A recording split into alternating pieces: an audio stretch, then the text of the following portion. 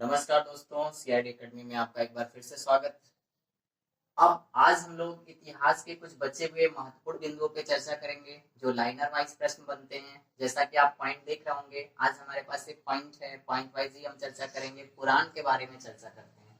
Question आपसे पूछता है पुराण क्या है, तो आप सभी को पता है कि हम ग्रंथों के बारे में चर्चा कर रहे हैं। और जब हम ग्रंथों के बारे में चर्चा कर रहे होते हैं तो उसमें हमने वेदों के बारे में चर्चा किया, उसी के सर्कल में हमारा पुराण आता है। और पुराण के बारे में अगर हम बात करते हैं तो सबसे पहला क्वेश्चन आता है पुराण के रचनाकार कौन है। तो आप सभी को पता होगा, नहीं पता तो आप नोट करें, इंपॉर्टेंट है। पुराण के रचनाकार लोमहर्ष उग्रसर्वा पूरा नाम लिखा जाता है, बट इसमें दो लोग हैं, लोमहर्ष और उनके बेटे उग्रसर्वा, दोनों ने मिलकर किया था इसकी रचना, इसलिए इसे लोमहर्ष उग्रसर्वा के नाम से जाना जाता है। पेपर में आपका विकल्प देगा। क्वेश्चन इसके बाद पूछता है पुराणों की संख्या कितनी है। तो पुराणों की संख्या हमारी 18 हो जाती है, जो कई बार एग्जामिनेशन में पूछी गई है। क्वेश्चन इसके बाद आपसे पूछा जाता है सबसे प्राचीन पुराण कौन सा है। तो सबसे प्राचीन पुराण हमारा मत्स्य पुराण है। और इसके बाद क्वेश्चन पूछा जाता है हमारा पुराणों की संख्या अमर सिंह के अनुसार कितनी दी गई है। तो उसमें 5 दी गई है, यानी अमर कोश में पुराणों की संख्या जो बताया गया है वो 5 बताया गया है। तो ये भी आप ध्यान रखेंगे और हमारे सारे प्रश्न पुराण से रिलेटेड जो भी होंगे वो हो जाएंगे। और आप इसको ध्यान में रखें कि छोटे छोटे प्रश्न हमारे आज जो होंगे टॉपिक से, ये बहुत ही महत्वपूर्ण होने वाले हैं। तो आप सभी ने देखा क्वेश्चन हमारे जिस तरीके से ऑब्जेक्टिव बनेंगे, पुराणों की संख्या कितनी है, 18 है, पुराण के रचनाकार कौन है, सबसे पुराना पुराण कौन सा है, अमरकोश के अनुसार पुराणों की संख्या किसकी है, अमरकोश की रचना अमर सिंह ने की इसलिए अमरकोशी नाम दिया गया है, तो अमर सिंह ने ही की है। तो इस तरीके से आपके पुराण का टॉपिक हमारा कंप्लीट हुआ। इसके बाद हम लोग आगे बढ़ते हैं। पुराण के बाद हमारा आता है आरण्यक ग्रंथ के बारे में चर्चा कर लेते हैं। बहुत छोटा सा टॉपिक है। आरण्यक आप सभी को पता होगा बेटा क्या होता है। तो आरण्यक जो होता है हमारा, ये जंगल का पर्यायवाची होता है। तो आप सभी को समझ में आ गया होगा, या हिंदी का हमारा लेक्चर शुरू होगा तो उसमें आरण्यक के बारे में आपको जरूर बताया जाएगा। अब देखिए इसका नाम क्यों आरण्यक पड़ा। आरण्यक ग्रंथ हमारा इसलिए इसका नाम पड़ा क्योंकि इसकी रचना जंगल में होने के कारण ही इसको आरण्यक ग्रंथ के नाम से हम जानते हैं। तो एक छोटा सा बस क्वेश्चन पूछा जाता है आपसे कि इसकी रचना कहाँ पर हुई, जंगल में हुई, और इसका आरण्यक ग्रंथ नाम क्यों पड़ा, क्योंकि जंगलों में हुआ। रचना किसने की इसके बारे में अभी तक नहीं पता चला, क्योंकि कई लोगों के समूह से मिलकर इस ग्रंथ में कई कड़ियां जोड़ी गई हैं, इसलिए इसमें पर्टिकुलर कोई भी आपसे ऐसा प्रश्न नहीं पूछेगा रचनाकार कौन है। केवल इतना पूछता आरण्यक ग्रंथ की रचना कहाँ की गई, तो जंगल में की गई। आरण्यक क्या होता है, जंगल की पर्यायवाची होती है। आप जंगल की पर्यायवाची देखेंगे तो उसमें आरण्यक शब्द का प्रयोग अक्सर किया जाता है और पूछा जाता है। अब आ जाता है आपका उपनिषद। हमारा आगे का पॉइंट होता है उपनिषद। उपनिषद का अर्थ होता है समीप बैठना, समीप बैठना। अब आपको लग रहा होगा सर समीप बैठना मतलब किसके। अरे भाई समीप बैठना मतलब गुरु के समीप बैठना और क्या करना, उससे उसके ज्ञान को ग्रहण करना।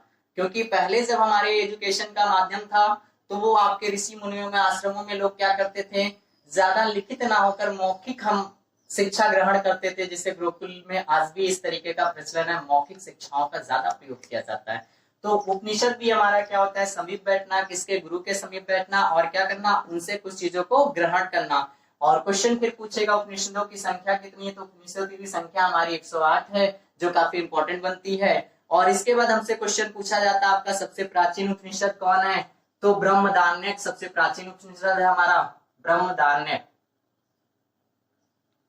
और सत्यमेव जयते एक आपका इंपॉर्टेंट पॉइंट बनता है, यहाँ पे बहुत बार पूछा गया है, सत्यमेव जयते। तो आप सभी को लग रहा होगा सर सत्यमेव जयते को क्यों हाईलाइट कर रहे हैं। आप सत्यमेव जयते देखते हैं, हमारा आदर्श वाक्य है सत्यमेव जयते। पूछा जाता है किस उपनिषद से लिया गया, जो वेरी वेरी इंपॉर्टेंट क्वेश्चन बनता है, कई बार एग्जामिनेशन में पूछा गया, चाहे आपका वनडे कंपटीशन में, एसएससी, रेलवे, बैंक, व्हाटएवर, सभी कंपटीशन के लिए इंपॉर्टेंट है। तो आपने सुना होगा मुंडकोप उपनिषद, मुंडकोप उपनिषद इससे लिया गया, जो कई बार पेपर में प्रश्न पूछा गया, तो ये जरूर आप याद कर लें, सत्यमेव जयते किससे लिया गया, मुंडकोप उपनिषद से लिया गया। तो उपनिषद का भी पॉइंट हमारा क्लियर होता है। हम आगे बढ़ते स्मृति के बारे में चर्चा करते हैं। तो आज का जो हमारा टॉपिक होगा इसको बहुत अच्छे से समझे, छोटे छोटे लाइनर वाइज प्रश्न बनते हैं जिनको हम चर्चा करते हैं। अब आता है हमारा पॉइंट स्मृति। चलिए समझिए स्मृति क्या होती है और किस तरीके से क्वेश्चन पूछा जाता है। तो क्वेश्चन में सबसे पहला क्वेश्चन पूछा जाता है सबसे प्राचीन स्मृति कौन है, तो आप सभी ने सुना होगा मनुस्मृति के बारे में। मनुस्मृति के रचनाकार कौन है, तो मनु जी को आप सभी ने जाना होगा कि मनु एक ऐसे व्यक्ति हैं जिनके बारे में लगभग आपने किसी ना किसी के माध्यम से सुना होगा। तो हमारा पहला क्वेश्चन बनता है स्मृति में सबसे प्राचीन स्मृति कौन सी, मनुस्मृति है। मनुस्मृति की रचना किसने करी थी, तो मनु ने स्वयं करी थी। और कभी कभी समय पूछ लेता अगर, तो आप इसको ध्यान देंगे 184 ईसा पूर्व यानी बीसी में मनु ने इसकी रचना की थी। और मैंने आपको पहले भी बताया था बीसी का फुल फॉर्म, तो आपको उम्मीद करता हूं याद हो गया होगा। ये कमेंट्स के माध्यम से आप सभी लोग बीसी का फुल फॉर्म बताएंगे मुझे। ओके, नेक्स्ट प्रश्न इसी में रिलेटेड आपका आता है, इसे हिंदू विधि का सबसे प्राचीन ग्रंथ माना जाता है। सबसे इंपॉर्टेंट पॉइंट है, हिंदू विधि का सबसे प्राचीन ग्रंथ माना जाता है। और आपको ध्यान रखना है कि हमारा हिंदू धर्म एक बहुत बड़ा धर्म है। तो इस तरीके से आप देखेंगे कि हिंदू विधि का सबसे प्राचीन ग्रंथ के रूप में हम क्या करते हैं, मनुस्मृति को मानते हैं। और इसी में आपकी नारद स्मृति आ जाती है। नारद स्मृति जो होती है हमारी, उसमें 15 प्रकार के दासों का वर्णन किया गया है। आप सभी जानते हैं दास प्रथा हमारे भारत में बहुत ही विद्यमान रही है। और कहीं ना कहीं दास प्रथा के बारे में हम आगे अभी गुलाम वंश जब चर्चा करेंगे तब बताएंगे आपको। तो इस तरीके से कहीं ना कहीं हमारी दास प्रथा भी बहुत दिनों तक भारत में विद्यमान रही और इसके बारे में हमारे स्मृतियों में वर्णन किया गया, जिसमें नारद स्मृति जिसमें 15 प्रकार के दासों का वर्णन किया गया है। तो जो भी आप देख पा रहे होंगे स्मृति के बारे में सारे प्रश्नों को आपने चर्चा किया। अब इसके बाद हम आ जाते हैं संस्कार के बारे में। देखिए आपको लग रहा होगा बहुत तेज पढ़ा रहा हूं, बट ऐसा नहीं है। जीएस पोर्शन है, थोड़ा सा फास्ट तो रखना पड़ेगा क्योंकि बहुत लंबा टॉपिक है, बोरिंग ना हो इस वजह से थोड़ा सा फास्ट रखेंगे। अगर आपको लगता है फास्ट तो बार बार रिपीट करके देखिए, 2 बार 3 बार देखिए और अच्छे से तैयार करिए। आइए अब आगे हमारा पॉइंट आता है संस्कार। आप सभी को पता है जन्म से लेकर यानी जन्म से पहले के लेकर मृत्यु के उपरांत तक हमारा पूरा जीवन किसी ना किसी संस्कार से बना हुआ है। और कहा भी जाता है जिसके अंदर संस्कार नहीं उसकी दुनिया बिल्कुल खराब है। और मुझे लगता है, उम्मीद करता हूं आप सभी को अपने संस्कार के बारे में बहुत अच्छे से नॉलेज है। और जो भी बचा खुचा है इसको हम चर्चा करते हैं। संस्कार क्या होता है, देखिए संस्कार हमारा जन्म से पहले से शुरू होता है, मृत्यु तक बना रहता है, बल्कि उसके बाद तक रहता है। तो उस पूरे जीवन पर्यंत को हमने 16 संस्कारों में बांट रखा है। 16 संस्कारों में हमारा पहला संस्कार कौन सा होता है और अंतिम संस्कार कौन सा हमारा होता है, इसके बारे में क्वेश्चन पेपर में पूछा जाता है। तो केवल हम पहले और अंतिम के बारे में चर्चा करते हैं, बाकी तो संस्कारों के बारे में आप 1 बाय 1 डिस्कशन करते रहें, पढ़ते रहें। तो पहला संस्कार आता है आपका गर्भाधान। आप सभी को पता है कि जब बच्चा शिशु के रूप में माँ के गर्भ में आता है तो उस समय जो हमारे संस्कार किए जाते हैं उसको गर्भाधान संस्कार हम लोग बोलते हैं। और इसके बाद आपका अंतिम संस्कार होता है जब मनुष्य के मरने के बाद, अंत्येष्टि संस्कार जिसे हम बोलते हैं। अंत्येष्टि संस्कार यानी जब हम उसकी तरह ही करते हैं, इस तरीके से उसकी पवित्र आत्मा को शांति के लिए जो हम कार्यक्रम करते हैं, विधि विधान करते हैं, उसे अंत्येष्टि संस्कार मानते हैं। यानी मनुष्य का पूरा जीवन 16 संस्कारों में बटा हुआ है। यानी जब तक उसका जीवन रहता है, अगर वो पूरा जीवन भली भांति जी लेता है तो 16 संस्कारों को जरूर कहीं ना कहीं उसको संसार की मोह माया को ध्यान में रखते हुए संस्कारों के बंधनों में बंधना ही पड़ता है। आइए देखते हैं अब हमारा अगला टॉपिक क्या होगा संस्कार के बाद। तो संस्कारों की संख्या पेपर में पूछी जाती है कि हमारे संस्कार कितने, तो संस्कार हमारे 16 होते हैं। आपने पहला संस्कार देखा और अंतिम संस्कार देखा। आजकल अंग्रेजी मीडियम में इसकी सेरेमनी बन गई है तो कोई दिक्कत नहीं है, वही संस्कार, बस खाली तरीका बदल गया है। अब आ जाता है आश्रम व्यवस्था। देखिए मनुष्य का जीवन है तो कहीं ना कहीं आश्रम व्यवस्थाएं भी हमें पता होना चाहिए। आश्रम व्यवस्था क्या थी इसको देखते हैं। देखिए आश्रम व्यवस्था मतलब क्या, मनुष्य का जीवन।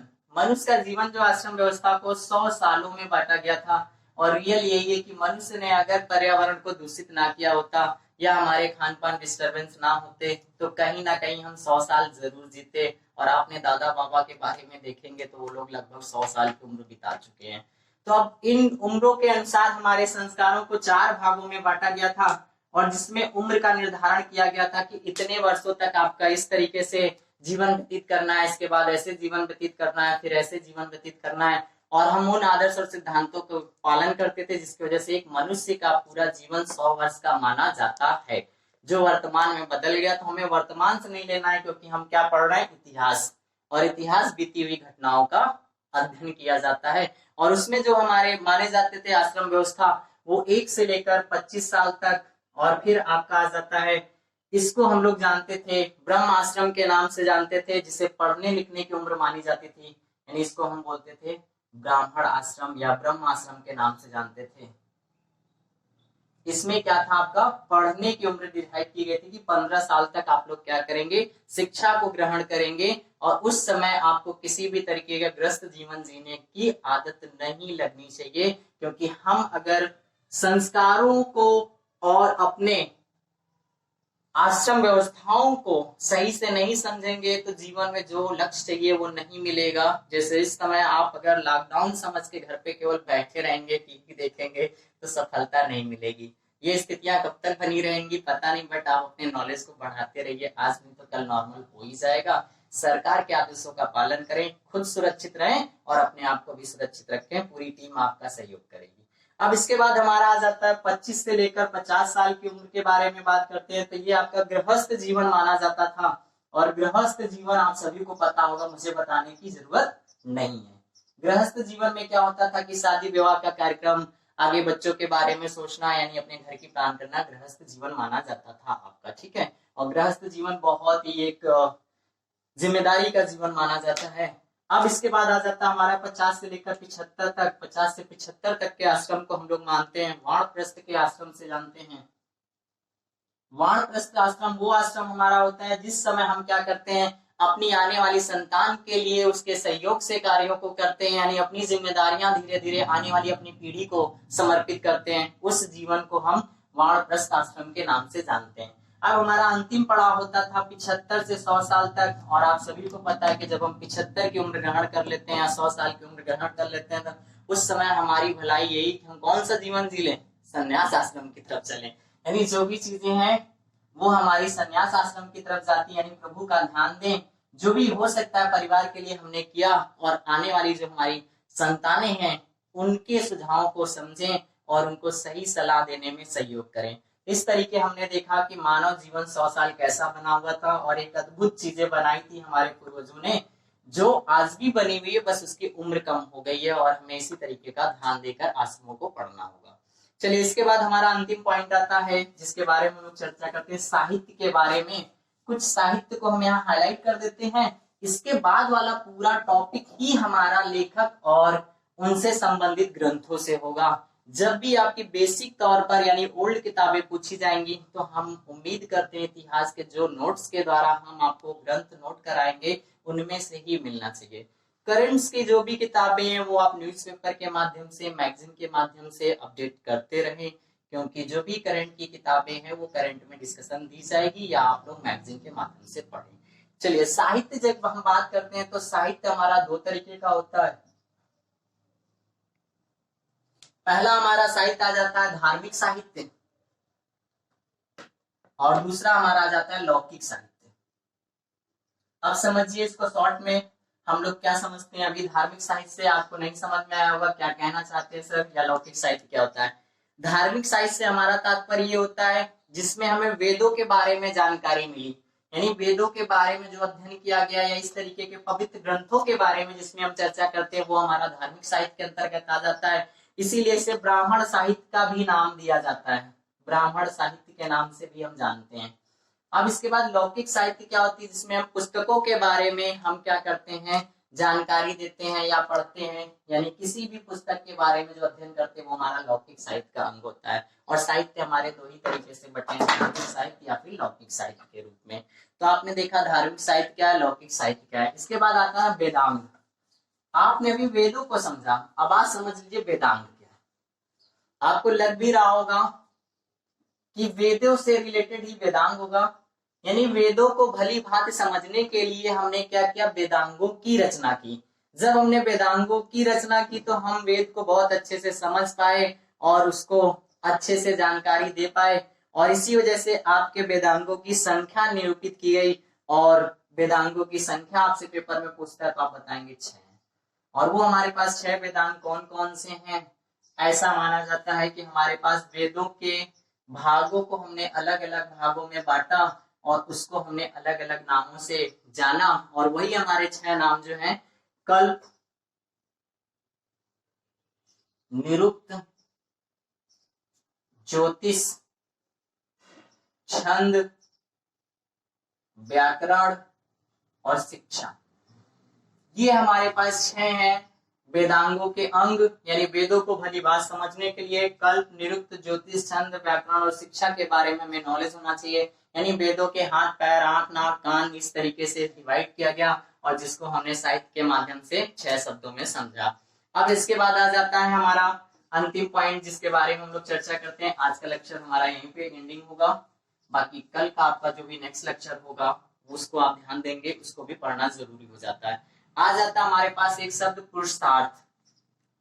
पुरुषार्थ, तो पहला पॉइंट हमारा आता है पुरुषार्थ क्या होता है? पुरुष के चीजों को समझने का, यानी पुरुष के धर्मों को समझने के लिए जो चीजें बनाई गई उसे पुरुषार्थ बोला गया। और पुरुषार्थों की संख्या की बात करें तो पुरुषार्थों की संख्या हमारी जो होती है वो 4 होती है। वो पुरुषार्थों की संख्या क्या होती है? 4, इसको आप लोग ध्यान देंगे। पहला होता है धर्म, अर्थ, काम और मोक्ष। उम्मीद करता हूं ये सारे ही शब्द आप सभी ने सुना होगा। धर्म यानी जो दिया गया है उसको बहुत अच्छे से निभाना चाहिए। जैसे एक पिता का फर्ज क्या है, पुत्र का फर्ज क्या है, किस तरीके से सारी चीजें हैं, उसको हमारा एक धर्म है पर्टिकुलर, सब कुछ बना हुआ है। आपने किसी ना किसी माध्यम से सीरियल से, रामायण, महाभारत, इन सब में इसके बारे में बहुत अच्छे से। इसी तरीके अर्थ, जब आपको किसी भी चीज के बारे में सही से ज्ञान होगा तो आप उसको अच्छे से कर पाएंगे। काम मतलब होता है अपनी पीढ़ी के लिए आगे के बारे में जीवन शैली को, पद्धति को बढ़ाना। और मोक्ष मतलब होता है अंतिम समय भगवान की आराधना में निकालना और अपने जीवन के पश्चाताप करना कि मुझसे जो भी क्षमा या गलती हुई हो उसको माफ करें और इस जो भी शरीर से, यानी इसको शांति के तौर पर हमें मोक्ष की कामना हो। हर एक मनुष्य का जीवन का अर्थ वही है कि मरने के बाद भी वो जाना जाए, वही सच्चा मोक्ष होता है। चलिए नेक्स्ट पॉइंट हमारा आ जाता है इतिहास से रिलेटेड। इसमें जो भी है महाकाव्यों के बारे में चर्चा करते हैं। तो कल का हमारा पॉइंट होगा महाकाव्यों के बारे में चर्चा करेंगे, जिसमें महाभारत और रामायण के बारे में देखेंगे और आप सभी महाभारत रामायण खूब एंजॉय कर रहे होंगे। थैंक्स।